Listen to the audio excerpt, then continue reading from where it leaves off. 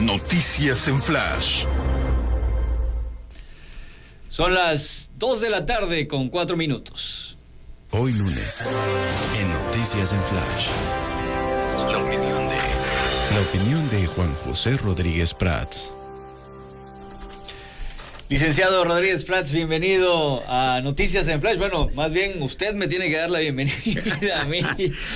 Mi estimado Juan Pablo, yo me siento un hombre afortunado.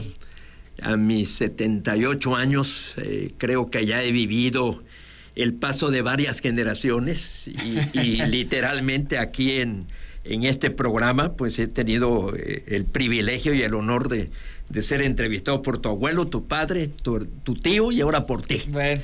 Así que ya tengo un récord.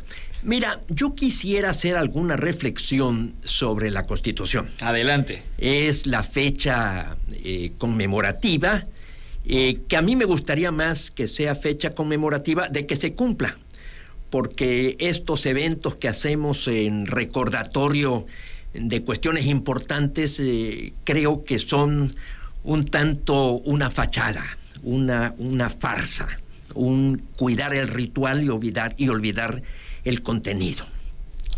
Hay un autor, un jurista alemán que muchos hemos citado, Karl Lowenstein, que califica las constituciones, las señala en 3 tipos: normativas, nominales y semánticas.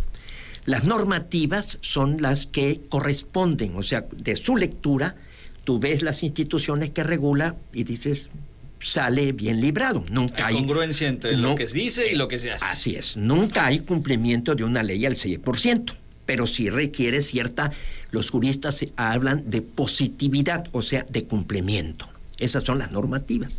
Las nominales, este autor dice que son algo así como un traje grande, que te queda grande, pero que vas creciendo, lo vas llenando, o sea, funcionan como una especie de proyecto al que algún día arribaremos. Nuestra Constitución tiene mucho de eso.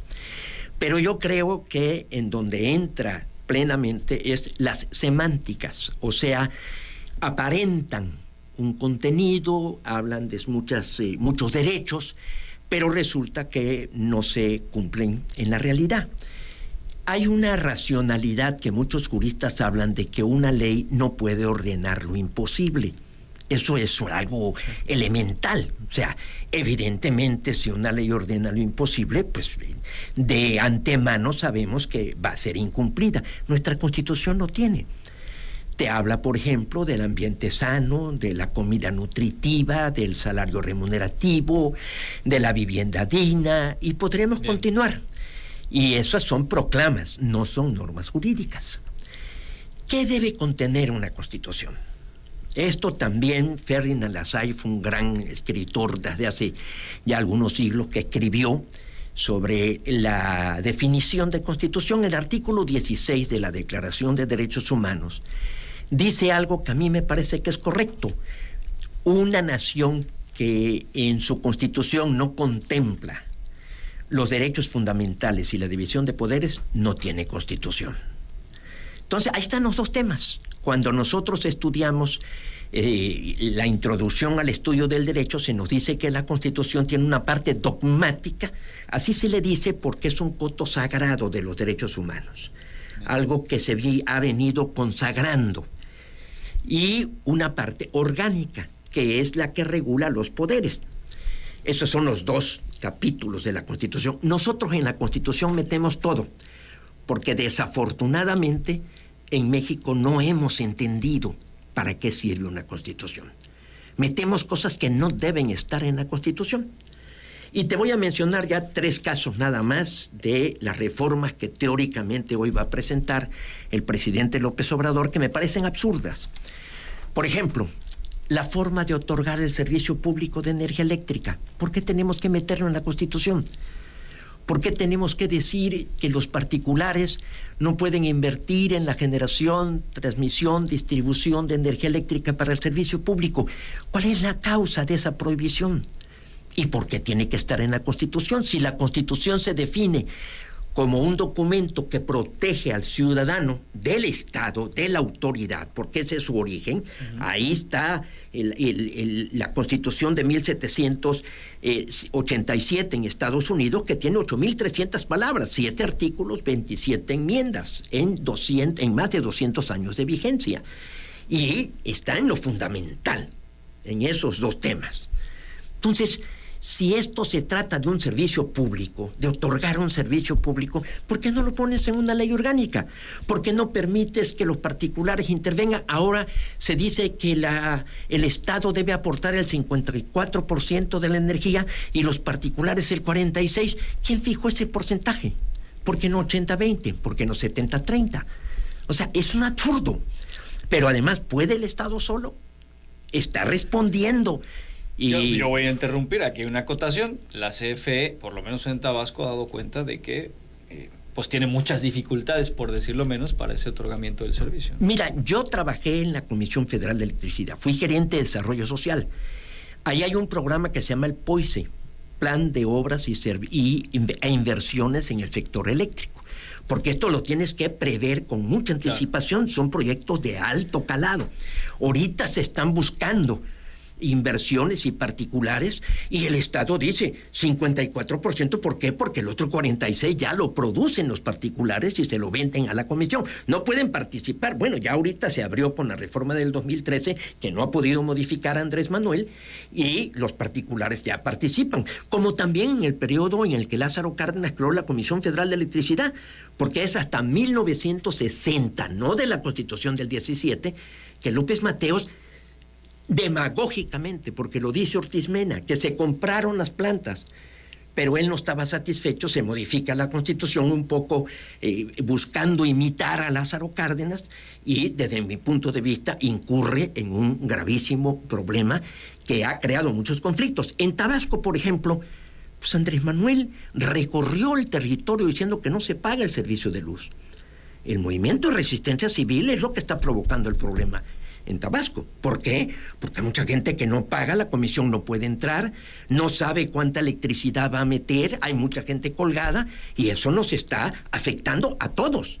Además de que la deuda, con todo y que se ha querido abatir y se ha querido disminuir y se le han dado facilidades, pues va en el orden de 15,000 millones de pesos. Eso no lo puedes modificar con una ley. Eso no es problema de ley, es problema de voluntad, es problema de poder. Y te repito, una norma jurídica señala una obligación, un derecho y una obligación. Si dice, por ejemplo, que todos los viejitos vamos a tener un 100% en pensiones. Esa es la segunda de las reformas. La segunda de las reformas, yo gritaría de júbilo. Sí. Pero, ¿y con qué dinero? Porque si el presidente no plantea una reforma fiscal o de dónde se va a obtener este dinero, pues entonces quiere decir que me está ofreciendo algo que no sabe cómo cumplir. Y eso es revestir una mentira de lenguaje jurídico. Pero además viene otro problema. ¿Será que los viejitos somos los que debemos tener prioridad? ¿No será preferible que ese dinero se destine, por ejemplo, a las medicinas de niños con cáncer? ¿Por qué a los viejitos se nos da prioridad? Porque votamos. Los niños no votan. Entonces, ahí está el aspecto electoral. La tercera cuestión, porque no me gusta, como ustedes me lo han reconocido siempre, que yo abuse de la palabra, la tercera cuestión de elegir a los ministros de la Suprema Corte. Estoy mencionando los tres más importantes. Claro. Hay cuestiones electorales, los órganos autónomos, pero vea tiempo de discutirlo. Pero en este caso, a mí me angustia mucho. La democracia en toda su evolución ha tenido un problema: cómo conciliar la participación mayoritaria ciudadana, pero a su vez reservar ciertos temas que deben ser cuidados por los peritos del derecho. No es fácil conservar ese equilibrio. Es, por ejemplo, el caso de España, en Cataluña, que se fueron a un referéndum sin estar contemplado en la ley y retaron a la unidad de España. Y ahora hay una responsabilidad penal, pero también hay la cuestión política para integrar un gobierno. Simplemente un ejemplo. Pero esto lo hemos vivido todas las democracias. Por lo tanto, tiene que haber un grupo de expertos. La Suprema Corte de Justicia de Estados Unidos en realidad ha sido una institución ejemplar. A mí lo que me ha sorprendido es que todavía Trump no haya sido castigado. En el caso de México, que ahora queremos que se elijan los ministros y que solamente Bolivia en todo el mundo se eligen. ¿Y cuáles son las propuestas que ha hecho Andrés Manuel para integrar la Suprema Corte? Juristas de gran respeto, de gran trayectoria. Yasmín Esquivel, yo no conozco otro caso de una ministra, de una jueza, que por todos los medios esté evitando que la verdad se conozca. Eso es algo verdaderamente insólito. Porque una juez, un funcionario, lo primero que diría es: investiguen a fondo, está en juego mi prestigio, mi nombre. No, aquí es que no se sepa. Y esa fue una propuesta del presidente, que es esposa de un contratista, Riobó. Y después tenemos a Lenia Batres, que tampoco llena el perfil, no cumple con los requisitos que señala la Constitución expresamente. Me parece que es el artículo 96, de las características, de los requisitos, de los perfiles que debe tener una ministra de la Suprema Corte.